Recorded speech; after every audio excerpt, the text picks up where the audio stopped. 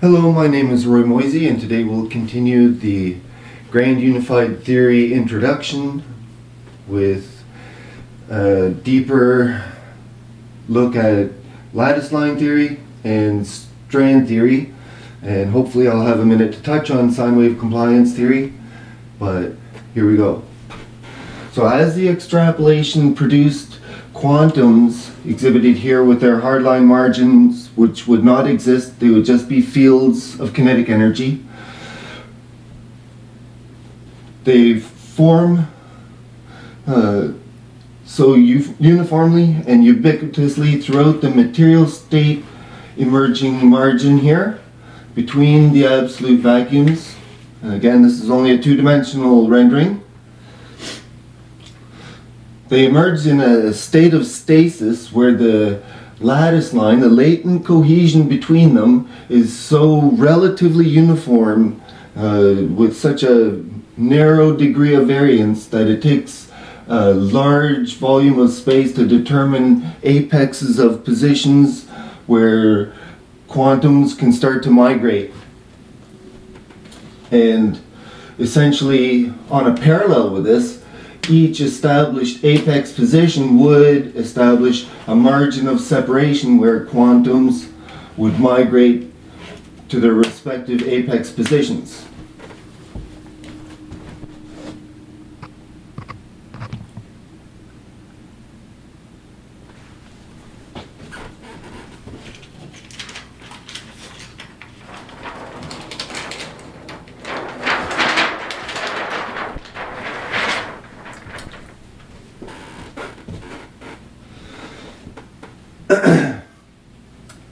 As quantums start to migrate towards these apex positions, they form pairs, and pairs start to bond, and once pairs form,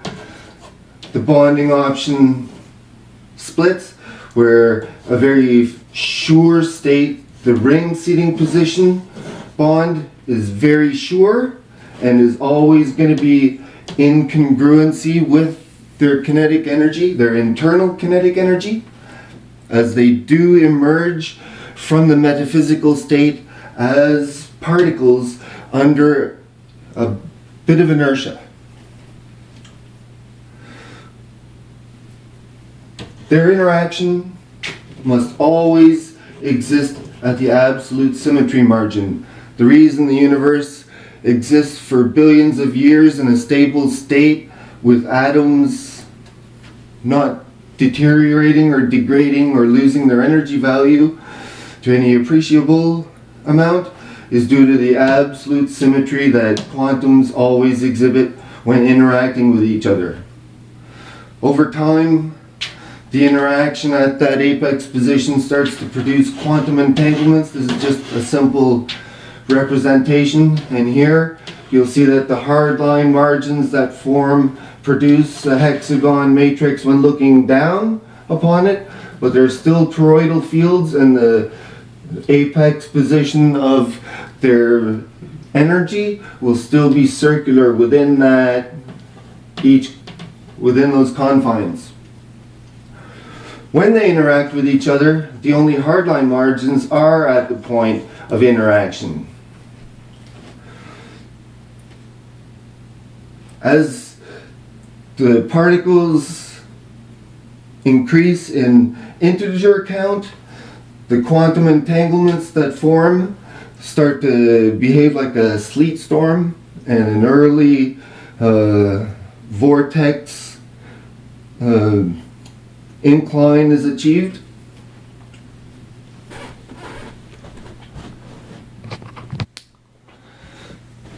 As the quantum entanglements increase in number and in integer count, that's quantums involved in each entanglement, increases, the sleet storm turns into a hailstorm and progresses into a maelstrom, where quantum entanglements are volumetric enough that when they glance off each other, strands of quantums peel apart between them. Due to the incredible sureness of the ring seating position, the latent cohesion here is far less than the cohesion that exists here between all these. So they essentially, as they peel apart, they are very drawn to each other, so they start to stack up into a long strand. At some point, as the really volumetric quantum entanglements pull apart from each other, there'll be a break margin, and that long strand will want to essentially conglomerate into a knitted ball or lump. But due to the constrained dynamics, because they are both rigid and flexible, it's like a branch, it only has so much flex.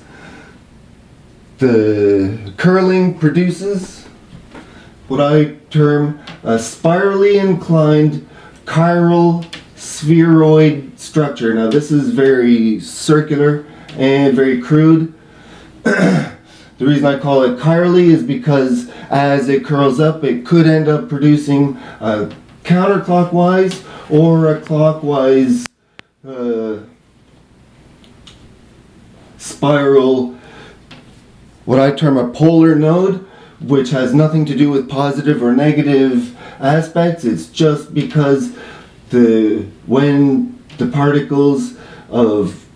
clockwise and counterclockwise bond at these positions, the seating is extremely sure, versus when they bond at the side here, they can sort of roll around until they gain this seating position. Now here I have depicted a progression of scale stage particles from the base scale stage particle. Now, as to whether there are progressive scale stage particles between the base scale stage and the electron scale stage, it is very open for debate. What is known is that an electron is 1/1000th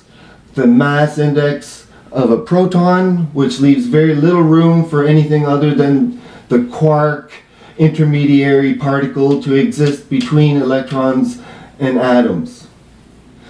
Now there is also room for debate as to how that extrapolation produced quantums to exist. They could easily exist as greater and lesser toroidal fields, but that makes less sense to me in terms of how the ratios add up. When you look at this and you cut it into hemispheres and look at 1/8 of the overall number and then multiply it by 8, I arrive, well, with this depiction, which I feel is not accurate but in the ballpark, I arrive at 450 quantums to establish the very first scale stage progression of particle. And following Occam's razor, I don't believe the universe would take more steps than is necessary. So it's all a question of what data collection is achieved through the smashing of protons, and just exactly how many data returns they get from the most spectacular impacts versus that 1,000-to-1 ratio of mass relationship. Now, as particles bond with progressive particles bond with progressive particles, I'm assuming that it's electrons, because I don't think there's need for anything more than that, but I could be very wrong. Once the quantum entanglements start to produce these electrons that emerge both as clockwise and counterclockwise particles, my assertion is that the reason electrons that we know and love exhibit negative force is due to the disparity in the emergence of the clockwise and counterclockwise particle or chiral form, where it's more in the 60-40 split range, and the 40% that would be the positrons that we know bond with 40% of the negatrons that we know as electrons, leaving a remnant of 20% of electrons that all exhibit the very same chiral spiral incline, that when faced with each other will always exhibit a split margin of interaction due to the lack of symmetry. Because, you know, if you look at the lateral bond possibility, there would still be a bit of a crossover due to the like spiral incline.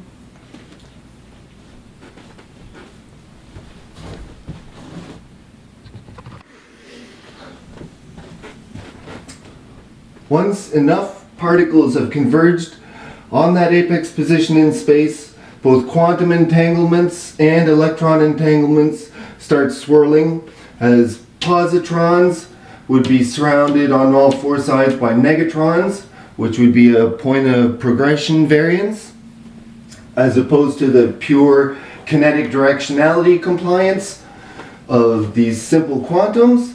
The inlaid quantum-based structure of each electron has to comply with near absolute symmetry for the bond attraction to be sure.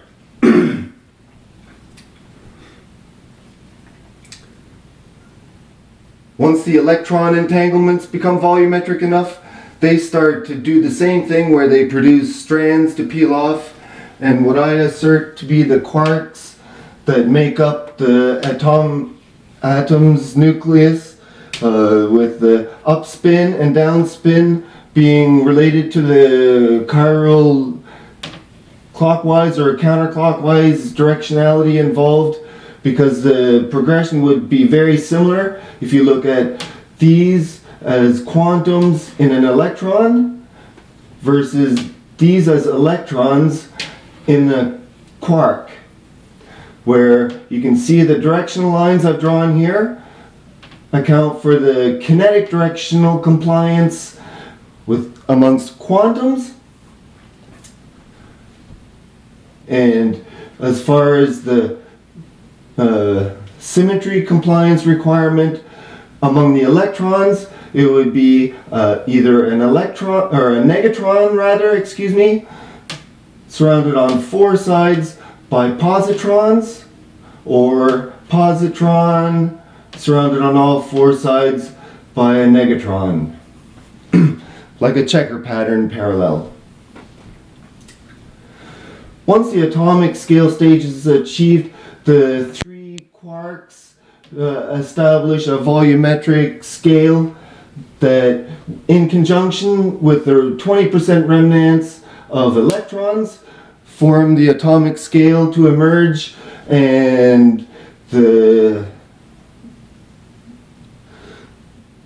influence of the emerging atoms over time as they increase is enough to force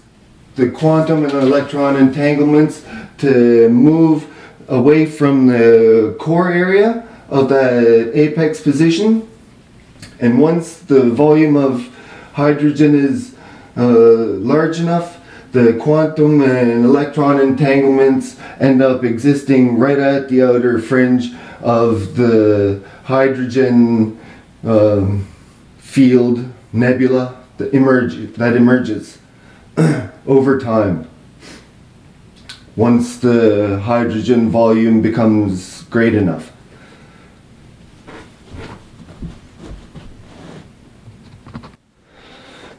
So that's the meat and bones of the strand theory. And the lattice line theory is the latent cohesion. And once the volumetrics are established, the strong nuclear force is based on the percentage of quantums involved in the proton and neutron relationship, when the percentage of absolute compliance with the kinetic directionality of the quantums involved, as the only solid state margins are the points of contact between the quantums, and the external surface is a field-based strength variance, and this again is a very poor representation. As the sine wave compliance drops, namely as the individual quantum symmetry, that's congruency, drops, so that the percentage is below the 80% range, you get into the weak nuclear force, where molecules have a surety based on the state that they exist in with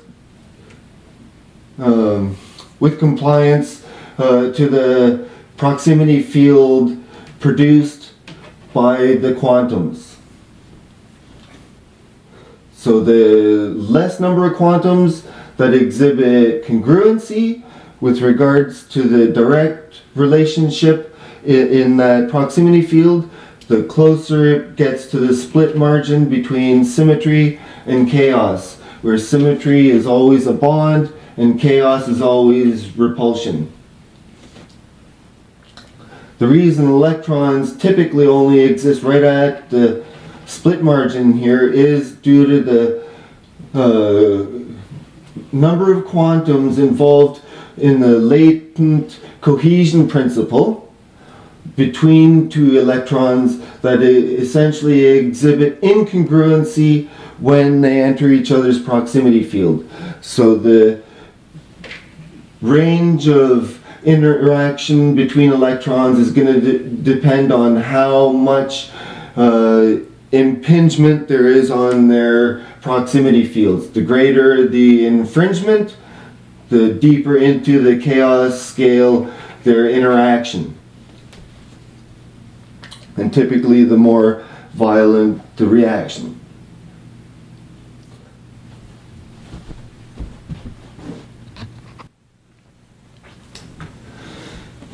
So on this scale, we could essentially assert that the strong nuclear force is going to exist between any particle whose relationship exists in this range here, and the weak nuclear force is any symmetry that exists in this range here, which would be the 66% range to the 85% range, something like that.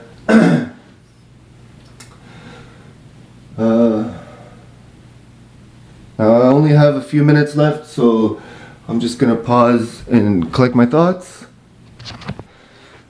So in closing, the volume of hydrogen that was needed just at the initial threshold margin for ignition would have